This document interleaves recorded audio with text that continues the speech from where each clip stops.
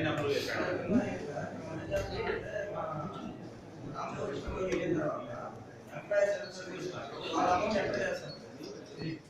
తర్వాత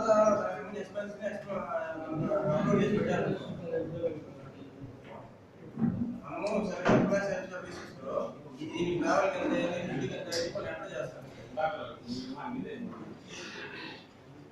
మన app system ప్రకారం మనం ఏం చేస్తామంటే ట్రావెల్ కింద అయింది, ఇక్కడ నుంచి ఇక్కడ పోయాడు అన్ని మెన్షన్ చేసుకుంటూ వచ్చాడు. అక్కడ ఏం చేస్తాం, మీరు 4000 ఇచ్చినా 3000 మీరు లిమిట్ పెట్టినప్పుడు 3000 ఎంటర్ చేస్తారు. కరెక్ట్.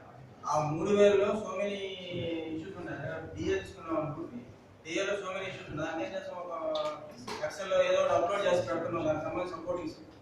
కానీ దాన్ని చెక్ చేసి దాని అయిందా లేదని చెప్పడానికి, దానివల్ల టింకర్ చేయడానికి ఎంత అవకాశం ఉంటుంది మనకు? టింకరే లేదంటే నీకు ఎంత ఇచ్చానో దానికి లోపల ఉంటే ఆటోమేటిక్ పోతుంది, ఎక్స్ట్రా ఉంటే దాన్ని రౌండ్ అప్ చేసుకుంటారు. ఇస్తూ సంబంధం లేదు కదా సార్.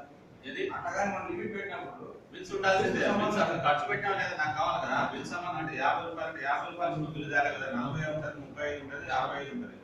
50 నేను రాసినాడు 50 రూపాయలు పోయి నేను దొరకపోవచ్చు. నేను 70 అంటే 70 దొరకపోవచ్చు, 60 రూపాయలు ఉండొచ్చు, 55 ఉండొచ్చు, 110 రూపాయలు ఉండొచ్చు. ఎక్స్ట్రా అయితే ఆయన సపరేట్ అవుట్ ఆఫ్ ది రాంపో చేసుకోవాలి. నీకు వచ్చేది 60 రూపాయలే. 75 పెట్టినా నీకు 60 రూపాయలు వస్తాయి. ఆ 15 రూపాయలు అనేది అవుట్ ఆఫ్ ది అంటే చేయాలన్నా అనేది 2 లెవెల్ పైన డిసైడ్ చేయాలంటున్నాను. అది కూడా రాంపో బయట తెలుస్తుంది.